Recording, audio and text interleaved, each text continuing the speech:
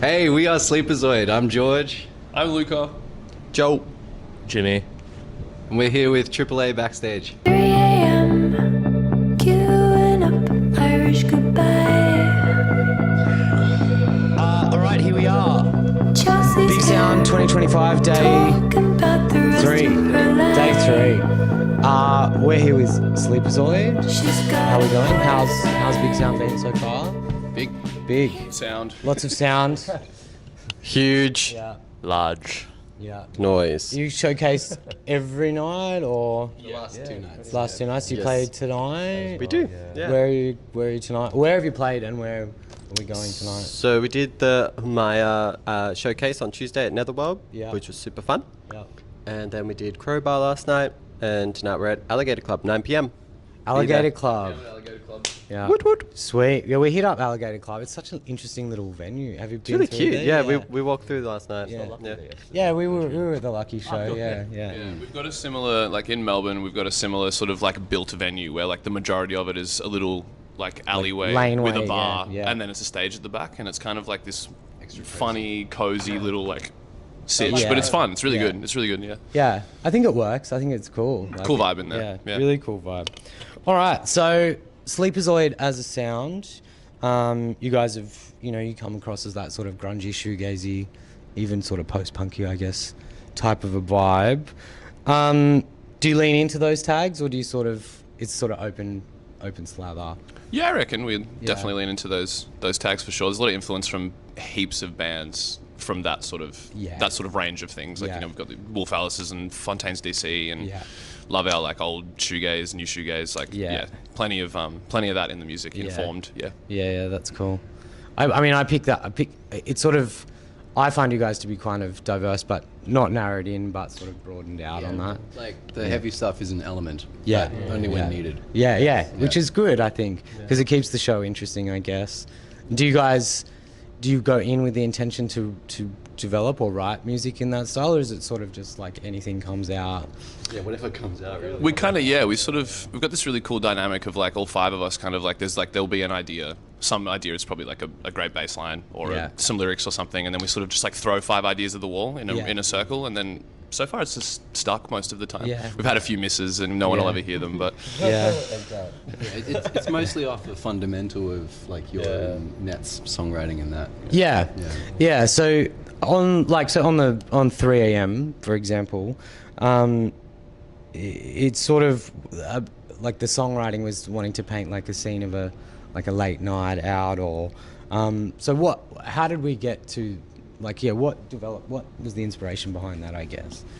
That one actually started mostly from in the room jamming instruments first. Yeah. We had that like verse groove going for a while, and then as we kept coming back to the same jam, Nettie came up with the lyrics across the whole thing, and that definitely caused us to shape the song into what it is now. Like once she had that narrative is when we actually came up with the whole soundscape that it became. Yeah, because I guess what I was leading to, like it's got more textures and dynamics as such, and it doesn't sort of throw into that, that guitar loud sort of. Yeah, totally. Yeah. It's sort of. So, I guess with that you sort of moved into more abstract like lyricism, I guess, and sort of what was the inspiration, I guess, without hovering around that track too much. How did we get to that sort of?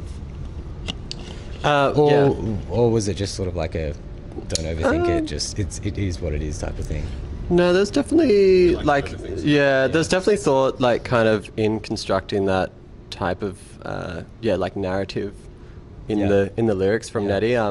Like we'd been listening to a lot of Blonde Shell, and in her first album, she really paints these really vivid kind of scenes with her lyrics. Yeah. And I remember Nettie and I were living together at the time actually when she was writing those lyrics, and we were just like kind of talking, like we kind of painted this whole scene. We were just like talking about like what we wanted these lyrics to kind of be about, and we talked about like we're at the party and like your crush is there and all that jazz, and then we just really wanted to bring she really wanted to bring the audience in with those lyrics. So it was quite it was definitely thought about, I guess. It wasn't just like a throw it at the wall in terms of the lyrics for that Yeah, song, but yeah.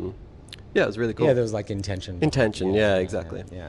So the EP running with the dogs. Yeah, with the dogs. You guys self-produced and George did. recorded that. You did Yeah, that, yeah. What was the takeaway? What did you learn from doing it all yourself, or have you always done that? Have you always done it yourselves? I've always produced my own music. Yeah. And others. Yeah.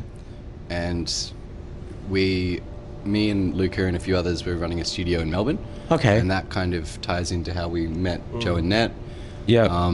And you know, we were Julius actually as well by extension. absolutely Yeah. all of us kind of came together through, you know, the scene Yeah. in that. Yeah. And I think we were tossing up how to approach recording for a while, and then realized that, you know, we were getting together writing these songs in the studio that we were comfy Right. in. Yeah. Why don't we produce it there? Yeah. Where we are totally at home. Yeah. And we can And it's, like, get the comfy sounds and, yeah. that we know. And we you don't want. have to talk. You don't have to talk anyone into Yeah. what you're chasing because you kind of know it. Yeah. Exactly. And you know, there's like less of a time crunch of you're on someone else's, Yeah. in someone else's Exactly, space. yeah. And yeah. So Alice became the bit of the breakout moment from that. You got it was received pretty well with like radio play and all that jazz. So I guess did that change? Like was that the sort of swinging doors moment, or is it sort of like I'd say that whole EP was sort of yeah came together at the same time. Yep. Like obviously we put out the singles when we did. yeah But you know, I almost, if it's the same for you guys, I feel like that whole EP is one big thing together. yeah yeah I guess like in terms of how Alice went, it did open, I guess, a lot of doors into like Triple J and to Spotify as well, and a couple of these other really big, you know, partners and platforms. So it has given us a chance to really grow, which is awesome. Yeah. And yeah, it kind of has helped kind of build the foundations of what, you know, 3am can build on and the rest of the music now. So yeah, very, very grateful that was able to break out a little bit. And then it's sort of it feels like it should be just sort of up from here. Fingers Or crossed. just like you need, Fingers crossed. Yeah, exactly. Hopefully. We'd like to think organically. That'd be like a key word of that. Yeah. So you just came off some sold out shows, thing with Faye. Yes. Yeah. How was that? That was pretty fun. Oh, that was crazy. It was humbling, to say the least. Humbling. Yeah. Right. Yeah, she is amazing. It's a lot of people. And like we're like, I mean, Joe and Eddie are from Canberra, but like as Australian musicians, if you get to play the Forum once in your life, you've won the day, you know. So and we got to do it twice in a row, and then play the Enmore Theatre as well. So it was awesome as well. Just That's sick. Yeah. like really, theatres are great to play. They're awesome. Great sound and Yep. and then there's like history that goes into it. Totally, yeah. That's the wall in the Forum with like everyone's name you've ever seen ever, just like with a signature on the black wall down in the. And it's just cool. Yeah. So do you find that I guess the difference playing those sort of those venues, the energy shifts or differs from those more intimate shows? There's a big difference in energy for sure. Like I would say I'd say a lot of it to do is like the size of the crowd reacting to like what you're sort of. I've never felt like that kind of response to live music, at least personally. I don't know if you guys ever played to 2,500 people before, but I hadn't. So it's definitely like it was like a humbling experience almost. Like this many people can actually really enjoy it all at once in this beautiful 30 minutes that we have together. So it was really cool. Like one other thing which was really cool, like there's obviously a big dynamic shift between when you're headlining a show versus when you're supporting someone. Yeah. And I kind of expected it to be a bit more of that, like, you know, when's Faye getting here? But I was actually really surprised. Faye's fans were really receptive to our music. And although it is quite different, obviously, but that was also really humbling in the fact that, you know, we were able to actually connect with those fans. Yeah, so that's good. It was really cool. Because I guess we've all been to like shows and you watch like the support act and you're like, oh, this is good, and then you might not have a takeaway from that's it. not what I'm here for. Yeah. Blaze it over a little bit. But how good is it when you like come and you see blow you away? Yeah. Well, it was like, I mean, like complete side note, but like randomly, I think I was watching years ago. I think I went and watched Art versus Science play at like Cooley Hotel or whatever, and they were supported by Kimbra. Oh, whoa. It was random, and everyone in the crowd was like, "Well, this chick's great," blah blah blah. You know, completely different to what Art versus. Was that before the? Before, yeah. Oh. She was just this cute little like, "Hey, I'm Kimbra from New Zealand," you know, and like there's a guitar there, and and then and I think.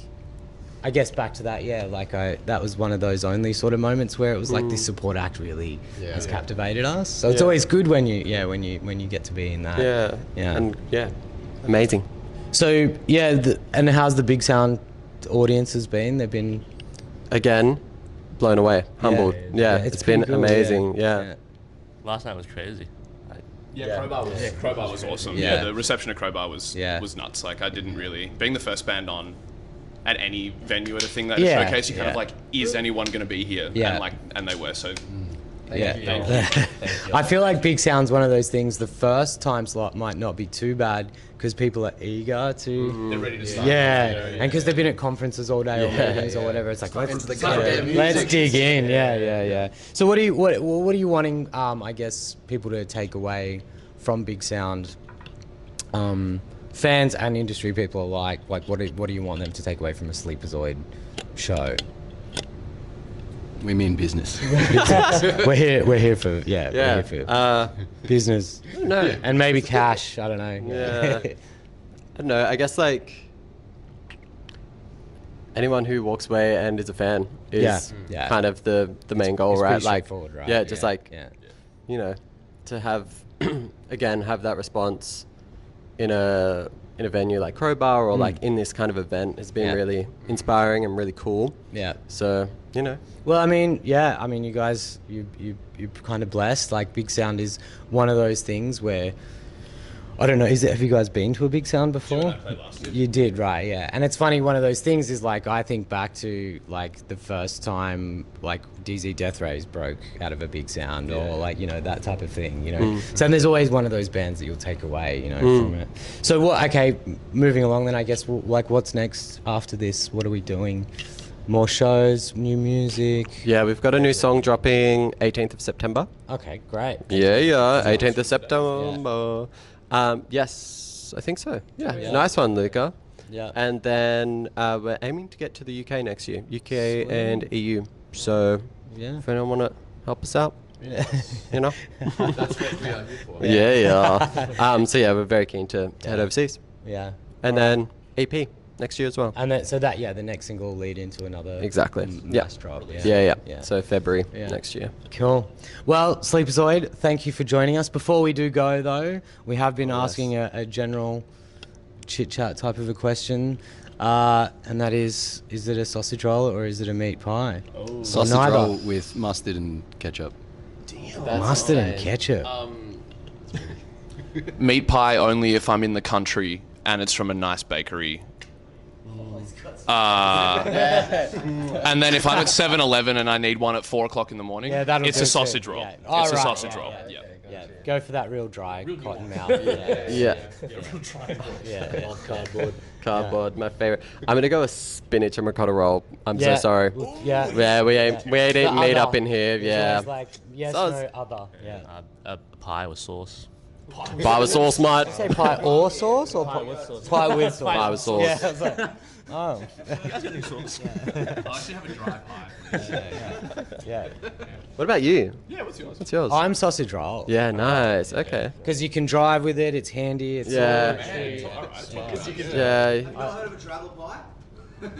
That's a sausage roll, essentially. Yeah, I feel like that still ends up on the lap. This for hours about bakery and yada yada. So. All right. Thanks, team. Thank you so much for coming on. Enjoy the rest of your Bigsound. Tonight we're playing at Alligator Club. 9 o'clock. 9 p.m. Excellent. Yeah. We'll see you there. Alligator Club, Sleepazoid. Yes. Thanks, guys. Thanks, guys.